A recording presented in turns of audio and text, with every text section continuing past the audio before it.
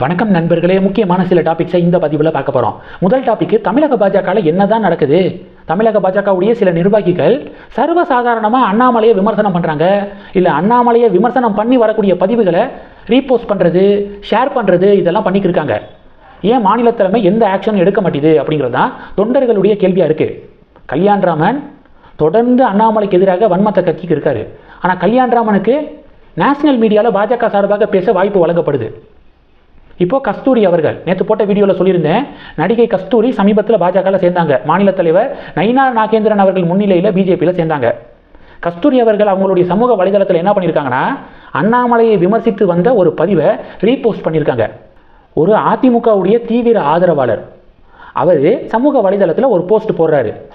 இவர்கள் யாரும் திமுக அல்ல, ஆனால் திமுகவிற்கு ஒரு பிரச்சனை என்றால், திமுக ஒரு கடுமையான குற்றச்சாட்டை சந்திக்கிறது என்றால் இவர்களால் தாங்க முடியாது அப்படின்னு சொல்லிட்டு ஒரு லிஸ்ட்டை அவர் வெளியிட்டிருக்காரு. அதில் அண்ணாமலை, சீமானு இவங்களுடைய புகைப்படத்தெல்லாம் குறிப்பிட்டிருக்காரு. மாநில சங்கி அணி செயலாளர் அப்படின்னு சொல்லிட்டு அண்ணாமலை அப்படின்னு எழுதியிருக்காரு. எப்படி திமுகவுக்கு ஒரு பிரச்சனை அப்படின்னா அண்ணாமலையினால் தாங்க முடியாதான். இதை யார் போஸ்ட் பண்ணியிருக்கிறது?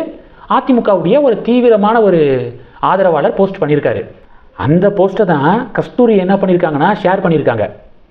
ஷேர் பண்ணிவிட்டு அதோடு நிப்பாட்டி இருந்தால் கூட பிரச்சனை இல்லை. ஆனால் என்ன விளக்கம் கொடுத்துருக்காங்கன்னா, கடுமையான எதிர்ப்புகள் வந்த பிறகு ஒரு விளக்கம் கொடுக்குறாங்க. அவங்களுடைய ஃபோன் இருக்குது பார்த்தீங்களா, அது ஹேங் ஆகிருச்சான், அதில் இது மாதிரி நடந்துருச்சு அப்படின்னு சொல்லிட்டு ஒரு போஸ்ட் போட்டிருக்காங்க.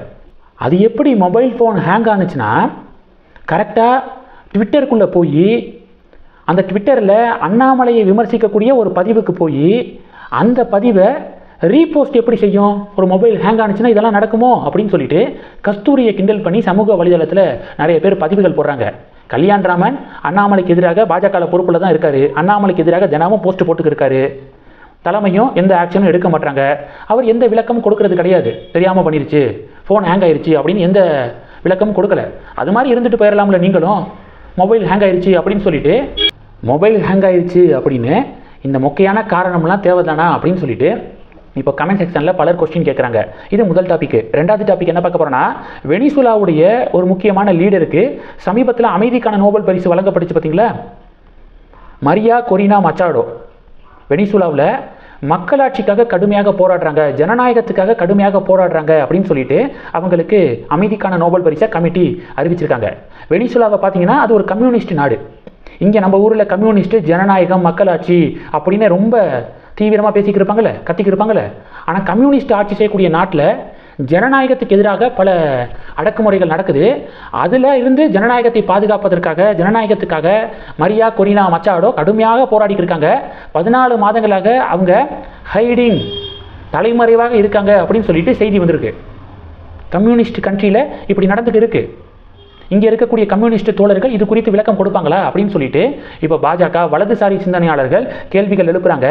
அதுலேயும் இன்னொரு விஷயம் என்னென்னா, நார்வே அமைதிக்கான நோபல் பரிசு பார்த்தீங்கன்னா நார்வே நாட்டை மையமாக வைத்து தான், அந்த நாட்டில் இருந்து தான் அறிவிக்கப்படுது. இப்போது வெனிசுலா என்ன பண்ணியிருக்காங்கன்னா, கம்யூனிஸ்ட் கவர்மெண்ட்டு நார்வேயில் இருக்கக்கூடிய வெனிசுலாவுடைய தூதரகத்தை மூடியிருக்காங்க இதற்கு எதிர்ப்பு தெரிவித்து. எப்படி நீங்கள் எப்படியெல்லாம் கொடுக்கலாம் அப்படின்னு சொல்லிட்டு தன்னுடைய நாட்டில் இருக்கக்கூடிய ஒருத்தருக்கு அவார்டு கொடுத்துருக்காங்க. இது பெருமைப்பட வேண்டிய விஷயம். ஆனால் பெருமைப்படாமல் நார்வேல இயங்கக்கூடிய வெனிசுலாவுடைய எம்பசியை இழுத்து மூடியிருக்காங்க வெனிசுலா கவர்மெண்ட். கம்யூனிஸ்டுடைய பிஹேவியரை பார்த்தீங்களா அப்படின்னு சொல்லிட்டு வலதுசாரி சிந்தனையாளர்கள் கடும் விமர்சனம் பண்ணுறாங்க. இது ரெண்டாவது டாபிக். மூணாவது டாபிக் என்ன பார்க்க போகிறோன்னா, மத்திய உள்துறை அமைச்சர் அமித்ஷா அவர்கள் ஒரு அதிரடியான சம்பவம் பண்ணியிருக்காரு. அயோத்தியில் 7வது புதிய என்எஸ்ஜி ஹப் இருக்குது பார்த்தீங்களா, அது அயோத்தியில் தொடங்கப்படும் அப்படின்னு சொல்லிட்டு அறிவிச்சிருக்காரு. நம்ம நாட்டில் மொத்தம் 6 என்எஸ்ஜி ஹப் இருக்குது. மும்பை, சென்னை, கொல்கத்தா, ஹைதராபாத், அகமதாபாத், ஜம்மு 6 இடங்களில் என்எஸ்ஜி படை இருக்குது பார்த்தீங்களா, அதனுடைய ஹப் இருக்குது. 7வதாக அயோத்தியில் அமைக்கப்படும் அப்படின்னு சொல்லிட்டு அமித்ஷா அதிரடியாக அறிவிச்சிருக்காரு.